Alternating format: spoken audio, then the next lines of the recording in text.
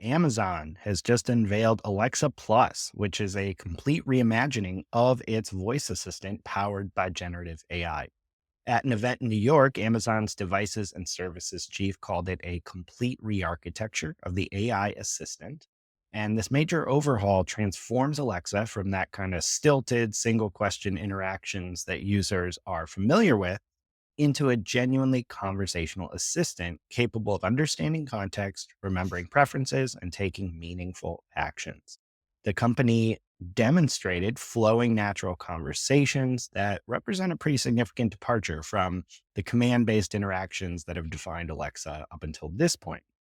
So, Alexa Plus has an impressive range of capabilities that go way beyond just simple queries as well. Amazon says the new assistant can answer personalized questions about your life and activities, things like how many books have I read this year, drawing on information from a customer's Amazon account.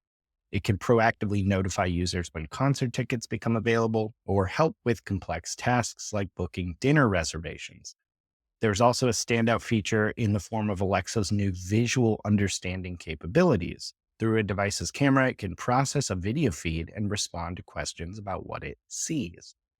Now, beyond basic assistant, it also has some powerful productivity features. Users can upload files, docs, and emails that Alexa will parse and reference in future conversations. Now, the integration with Amazon's broader ecosystem appears to be a pretty big advantage here. Alexa Plus works with the Echo Show smart displays to power personalized content feeds and provides a new For You panel with timely updates based on user interests. It can control smart home devices, play music from Amazon Music on connected speakers, and even direct Fire TV devices to skip to particular scenes in movies or shows. Now, in one particularly impressive demo, Amazon showed how Alexa Plus could summarize footage from Ring security cameras, describing what's happening in a scene and pulling up specific moments. Apparently, Alexa Plus will cost $19.99 per month, but will be available free for Amazon Prime members. Now, the rollout's starting in the coming weeks with an early access period, prioritizing owners of Echo Show devices, followed by a wider release over the coming months. So, Paul, Amazon touches on so many areas of people's consumer and content consumption habits. Like, how big a deal is this if it works as advertised? Are you an Alexa user? I Do don't, you? we have one that we barely use, I'll be I honest. unplugged mine like 7 years ago because my kids, when they were little, just kept, like, Yeah. asking it, like, crazy questions, and I was like, "Oh my gosh, this thing's gonna drive me nuts," and I don't use it otherwise. I have not personally used an Alexa device in, yeah, probably 7 years. I don't even know. So, yeah, I think this is what Siri was supposed to be, like, Mm, like, even what Google Assistant was supposed to be. So, the vision here is, big. If they execute, that's a really big deal. One quick note that's really interesting is if you read the post announcing this from Amazon, they mention nothing about Anthropic in it, and yet Anthropic, I'm sure with Amazon's permission, tweeted, mm. Claude will help power Amazon's next generation AI assistant, Alexa Plus. Amazon and Anthropic have worked closely together over the past year to help Amazon get the full benefits of Claude's capabilities. So, as I alluded to earlier, maybe it isn't their own data and distribution that matters. It's their models living within places that do have data and distribution, which Amazon qualifies for as much as anyone. And as we've talked about on the show before, Amazon has invested 8 billion into Anthropic to date. That is no small amount. If they're Yeah. going to be valued at 61.5 billion, assuming Amazon, carries forward their ownership and stake in it, I'm guessing Amazon probably owns somewhere in that 20% range of Anthropic. That's again, big deal. So again, if you're looking for suitors to potentially acquire Anthropic, Amazon sure fits that bill. So, couple notes here.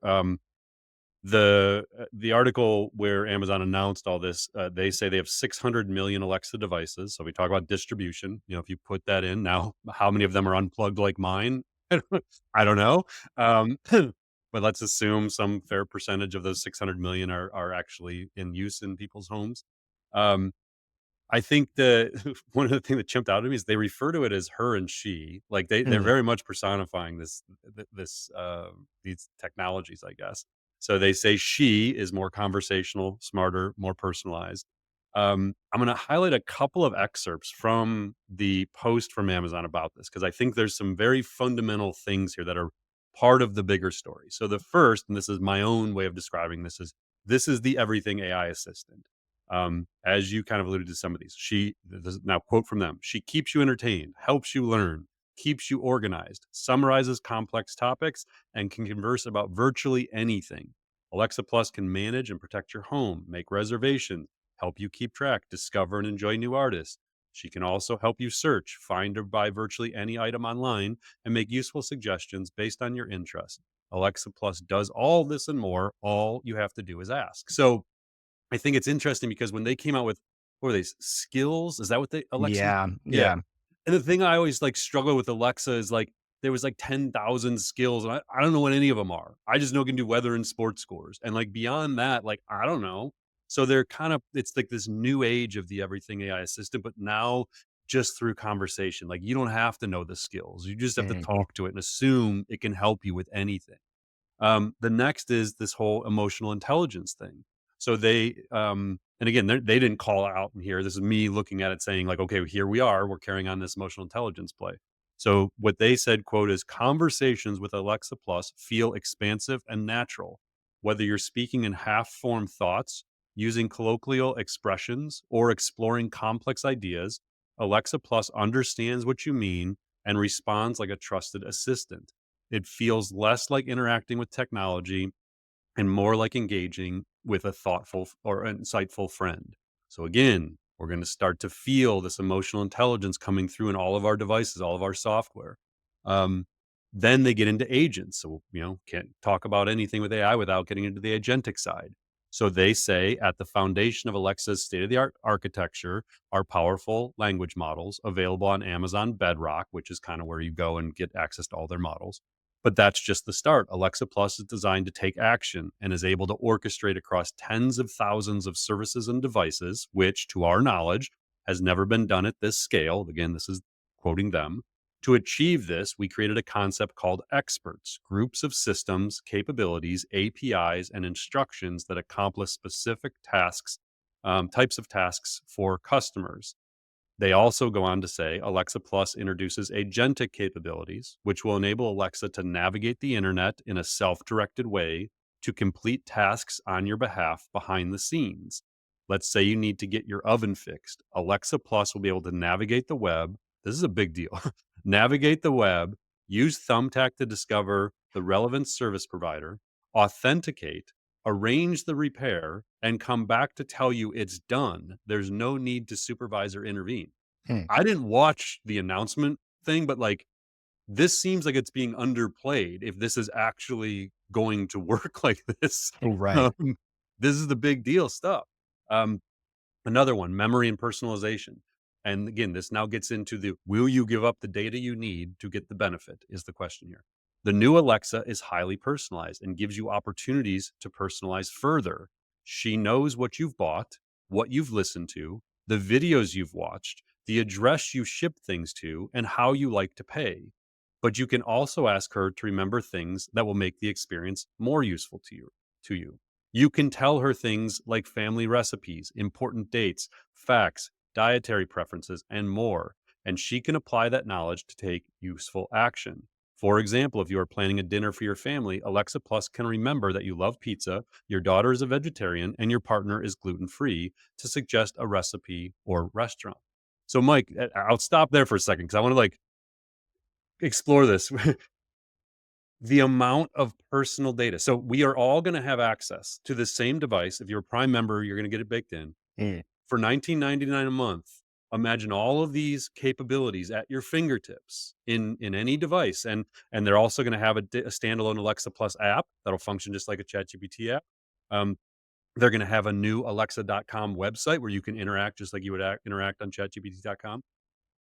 How much knowledge, like, how much are you giving up? How much are you, Mhm. like, guiding your family members to give up when someone's mom starts talking about, "Oh, I heard Alexa Plus can do this. I'm gonna start giving it all of our family history so I can" Are you there? Like, I don't know if I'm there. Like, what? I suspect I will be there through a slippery slope, right? Right. Because I feel like if this works as advertised, I'm not going to be rushing to give every single thing, but I will give enough that I bet you there will be 2, 3, 4 like killer use cases where I'm like, Yeah. this, I can't live without this. And then from there, I suspect Just I'll turned a little bit be, on a time. yeah, my Alright, foot I'll will give be it in the access to dark. this, and Yeah. alright, I'll let it have access to all my photos, and Yep. Yeah, it'll be interesting to see the extent though. That's kind of what I was thinking here because this feels like a slam dunk to me for my commercial life. But I'm not sure it's going to make sense for me to be using Alexa as the overall assistant for, docs, photos, stuff like that. I feel like I'm already using other tools to try to process those things, but the same concern remains. So I'm not sure. yeah, and if anything, this illuminates to me the opportunity Google has, Mm. because for me, all of this already lives in Google. They've got Hmm. my calendar, they've got my email. I don't have my photos in Google. I'm still an Apple person when it comes to, like, photos and stuff, but you could imagine all the things Google has access to.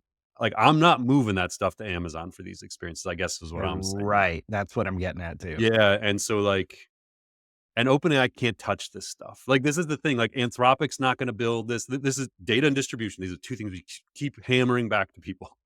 They have the data about your personal life, and Amazon owns, Whole Foods. Like, they have offline Right. data Right. too. Like, so you have data from all these sources. Apple's got it too. Anthropic's not gonna get it, OpenAI's not gonna get it, like, that I think that's done. Like, the race for ownership of our data lives within 3 or 4 major companies, basically, Hmm. and whether they build their own models and enable it or they use somebody else's models.